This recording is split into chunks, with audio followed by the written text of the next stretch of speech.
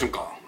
선거권의 혼술은 혼란한 시사 정치 이야기를 술술 풀어보는 코너입니다. 그런데 요즘 시사 정치 문제보다 일본 문제를 자꾸 다루게 됩니다.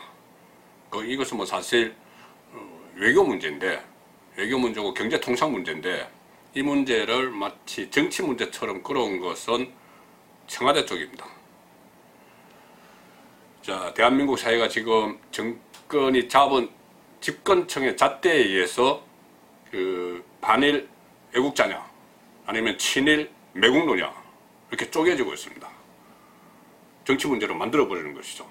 어떤 정치적 목적이 있는지는 뭐 다들 짐작을 하시겠지만은 그것은 다음에 다루기로 하고, 일단 청와대 조국 민정수석은 계속 그런 말을 합니다. 애국이냐 이적이냐 이런 말을 하고, 또 친일파라는 말을 입에 달고 삽니다. 주로 보수 우파 사람들을 겨냥하는 말이죠. 그리고 이인영 민주당 원내대표도 맞장구를 치기 시작했습니다. 뭐 한일전 축구를 하는데 한국당이 백태클을 걸었다. 그래서 한국당은 신친일이다. 뭐 이런 말까지 하고, 모든 것을 친일 대 반일 이렇게 나누면서 국민 갈라치기를 하고 있죠. 그러니까 일본의 경제보복 대처 방식에서 이 정권의 입맛에 맞는 반응을 하거나 행동을 하면은 이것은 애국, 반일주의자 이렇게 칭송을 합니다. 좀 합리적으로 대처를 하자. 그리고 정부 대응책의 문제점을 지적을 하면은 그것은 친일, 이적, 저걸 이렇게 한다는 거죠. 이렇게 매도를 합니다. 자, 청와대와 여당이 이렇게 국민을 갈라치기 하고 있는데, 국정 최고 책임자죠. 문재인 대통령은 거의 뭐 수수방관하고 있습니다. 처음에는 문재인 대통령 본인이 이순신의 배 12척을 이야기하면서 뭐 신호탄을 쏘아 올렸고, 그 뒤에 조국 수석이나 유시민 또 민주당 이인영 쫙 나서서 이야기하는데 수수방관하고 있습니다. 그래서 저는 문재인 대통령이 과연 일본에 대한 인식이 어떤 것이냐, 개인적인 인식, 저는 뭐 대통령으로서의 인식은 지금 다 드러내고 있습니다. 일단 이 문제가 터지니까는 반일의 선봉에 서서 국민 갈라치기를 수수방관하고 있죠. 개인적인 인식이, 일본에 대한 인식이 어떤 것이냐, 이것이 저는 궁금해졌습니다. 그 개인적인 인식을 알면은 지금 문재인 대통령이 과연 이렇게 반일, 친일 나누는 것이 어떤 정당성을 갖는 것이냐, 그것을 알 수 있기 때문입니다.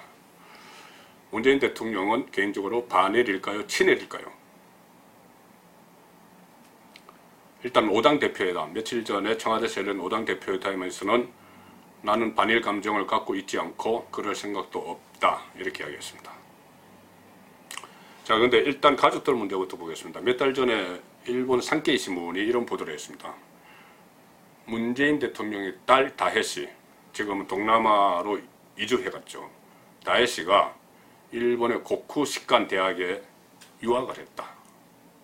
뭐 우리에게도 알려졌던 사실이지만 그때도 뭐 친일 반일 논란이 일어났을 때입니다. 문재인 대통령이 3.1절 기념사에서 불을 당겼죠. 그러니까 일본 언론이, 산케이 신문이 일부러 그렇게 보도한 것이죠. 한국 대통령 딸도 우리 일본 대학에 다녔다. 그런데 고쿠시칸 대학의 정체적인 문제입니다. 도쿄에 있는 대학인데 이 대학을 세운 세력이 일본 우익 세력입니다. 극우 세력이죠. 극우단체로 겐요사라는 게 있습니다. 겐요사 계열의 사람들이 이 고쿠시칸 대학을 설립을 했죠. 이 겐요사라는 데는, 이 단체는 명성황후 시해 사건에 연루가 되어 있고 일본 제국의 조선 국권 침탈 이것을 준비해온 단체입니다. 자, 고쿠시칸 대학의 학교 설립 이념에는 요시다 소인, 일본에서 추앙받는 인물이죠. 일본에서는 요시다 소인의 정신을 모범으로 삼아 심신을 단련하고, 이렇게 쭉 되어 있습니다. 설립 이념에. 그리고 교과에도 요시다 소인이 등장합니다. 요시다 소인, 아시다시피 정한론 주창자죠. 한국을 정복해서 식민지로 다스려야 된다, 이것을 주창한 요시다 소인.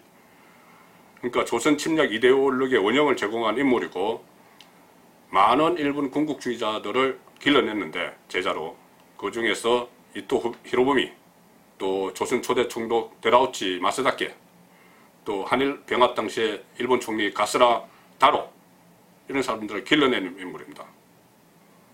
아베 총리가 가장 존경한다는 인물이죠. 지금 이 군국주의 망상을 못 버리는 아베, 그리고 이 경제 보복을 일으키는 아베가 가장 존경한다는 인물, 그 인물이 학교 설립 이념에 들어가 있는 요시다 소인의 정신을 모범으로 삼는 그런 대학에 문재인 대통령의 딸이 다녔습니다. 이 고쿠시안 대학교의 상징이죠. 그 빨간 단풍잎, 이것도 요시다 소인의 일편단심을 연상해서 빨간 단풍잎을 선택했다고 그렇게 되어 있습니다. 친일 청산을 보여주는 대통령의 딸이 이런 대학교를 나왔습니다. 산케이신문은 또 같은 보도에서 이것도 이야기를 했습니다. 대통령 부인 김정숙 여사, 대통령 부인이 부산에 살 때, 문재인 대통령이 부산에서 변호사 생활할 때 일본 전통 다도의 맥을 잇는 우라센케라는 다도교실에 열심히 다녔다. 일본 신문이 그렇게 일부러만 보도를 했습니다. 딸이 일본 대학에 다니고 부인이 일본 전통 다도에 심취한 것, 이 자체가 잘못이라는 건 아닙니다. 다만 혹여라도 지금 우리 사회의 일부 진보 좌파 지도층 인사들이 계속 반일, 반미 이야기하면서 본인의 자식들은 미국에 유학 보내고 일본에 유학 보내고 그래서 미국 문물, 일본 문물에 적게 하고 본인은 한국에서 반일, 반미를 외치면서 어떤 민족의 지도자인 것처럼 그렇게 행세하는 그런 일들이 오버랩됐기 때문에 제가 말씀을 드리는 겁니다. 이중적 태도죠. 자, 가족들은 그렇다 치고 문재인 대통령 본인에게도 친일 논란과 관련해서 미심적인 부분들이 있습니다. 얼마 전에 끝난 그 일본 오사카에서 끝났죠. G20 정상회의. G20 정상회의에서 문재인 대통령이 G20 정상회의에서 사라졌다. 이런 유튜브 방송이 화제가 됐었죠. 그때 전부 7건의 행사 중에서 4건의 문재인 대통령이 사라졌다. 불참을 했다. 청와대에서는 그 시간에 개별 정상회담을 했다고 하지만은 시간상 또 참석할 수도 있었는데 참석을 안 하고 이 중차대한 시기에 그런 논란이 있었습니다. 그런데 이 문재인 대통령이 다른 회의에는 상당수 불참을 했는데 이 G20 정상회의 기념 촬영, 여기는 김정숙 여사와 같이 참석을 해서 사진을 찍었습니다. 그 사진을 찍은 장소가 어디냐? 오사카 성입니다. 오사카 성을 배경으로 G20 참석자 정상들이 쭉 서서 기념 촬영을 했는데 부부 동반했습니다. 문재인 대통령 가장 앞줄에서 부인 김정숙 여사와 함께 환하게 웃으면서 촬영을 했습니다. 그런데 이 오사카 성, 임진왜란을 일으킨 도요토미 히데요시가 건축한 성이 원형입니다. 도요토미 히데요시는 이곳을, 이 오사카 성을 본거지로 해서 일본을 통일을 한 뒤에 그 성이 완공된 3년 후에 임진왜란을 일으켰습니다. 그래서 처음에 이 오사카 성이 그 기념 촬영 장소로 채택이 됐을 때 한국에서는 설마 대통령이 저기는 그 촬영에 응하지 않겠지, 그런 역사적인 일이 있는데 그렇게 생각을 했지만은 대통령 부부는 웃으면서 가장 앞줄에 서서 다른 일정은 많이 빠졌지만은 그 사진 촬영은 참석을 했습니다. 자, 이 문재인 정권의 지금 친일, 반일 갈라치기, 이 친일, 반일을 매결해서 국민 갈라치기 하는 것은 사실 아까도 잠시 말씀드렸지만 3.1절 기념사, 그 빨갱이 발언에서부터 시작이 됐습니다. 그 무렵에 빨갱이 발언을 하면서 그 무렵에 문재인 대통령이 그 3.1 독립운동 100주년을 맞아서 해외에 거주하는 독립유공자 후손들을 청와대로 초청을 해서 오찬을 했습니다. 그때 한 말을 제가 들려드리겠습니다. 친일을 하면은 3대가 떵떵거리고 독립운동을 하면은 3대가 망한다는 말이 있었다. 친일한 사람들은 당대에 떵떵거리며 자식을 유학 보내면서 해방 후에도 후손이 잘 살 수 있었다. 그런데 독립운동 하신 분은 가족을 제대로 못 돌봐 뿔뿔이 흩어지거나 제대로 교육시키지 못해서 자식까지 오랜 세월 고생해야 했다. 맞는 말씀이죠. 친일파의 후손들은 그 재산을 물려받고 또 국고에서 한수를 하려고 하면 소송을 벌이면서 친일파 조상이 쌓은 재산을 지키려고 노력을 해왔습니다. 그런데 그 무렵에 각상도 자유한국당 의원이 하나 폭로했습니다. 각상도 의원은 대통령 친인척 문제를 꾸준히 제기하고 있죠. 딸의 그 동남아 이주 문제, 뭐 사위의 또 특혜 취업이요, 또 대통령 동서의 뭐 대학 이적 과정, 뭐 이런 것을 계속 그 폭로를 하고 있는데, 이 문제도 뭐라고 폭로를 했냐면은 문재인 대통령이 조금 전에 말씀드린 그 친일파 유족, 아주 그냥 몇 대에 걸쳐서 뜬뜬거리고서는 친일파 유족의 소송을 맡아서 변호사 시절에 성소한 전력이 있다, 이렇게 폭로를 했습니다.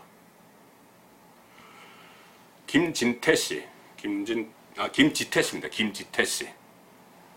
그때 뭐 보일 장학회 논란이 있었던 부산의 김지태 씨. 김지태 씨가 일제 강점기 때 동양척식 주식회사에 입사를 했어. 나중에 2만 평의 전답을 받은 뒤에 그때부터 그 당시 10대 재벌 반열에 올랐던 인물이다, 이렇게 각성도 의원이 전제를 했고, 진보좌파에서는 물론 그 논란이 일어나니까는 그때 김지태 씨가 동양척식주사회사에 입사해서 근무한 기간은 5년뿐이다, 뭐 이렇게 이야기를 하지만 어쨌든 그 시점에 일제강점기에 동양척식주식회사에 근무하면서부터 상당한 부를 축적을 한 것은 사실입니다. 김지태 씨가. 그런데 이 김지태 씨가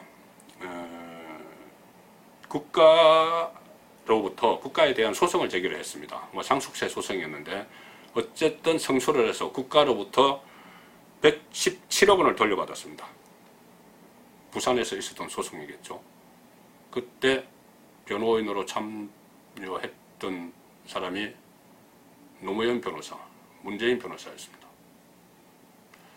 김지태 씨가 친일파냐 아니냐 이 논란은 뭐 있지만은 어쨌든 동양척식주식회사에서 근무를 하면서 2만 평의 전답을 받아서 10대 재벌에 올랐던 인물이 그 인물의 유족들이 국가로부터 상속세 반환해달라는 소송을 했는데, 국가 대 그 유족이 소송을 했는데 거기서 노무현 문재인 변호사가 변호를 해서 117억 원을 돌려받았습니다. 자, 과연 문재인 대통령은 친일일까요? 반일일까요? 송국근의 혼술이었습니다.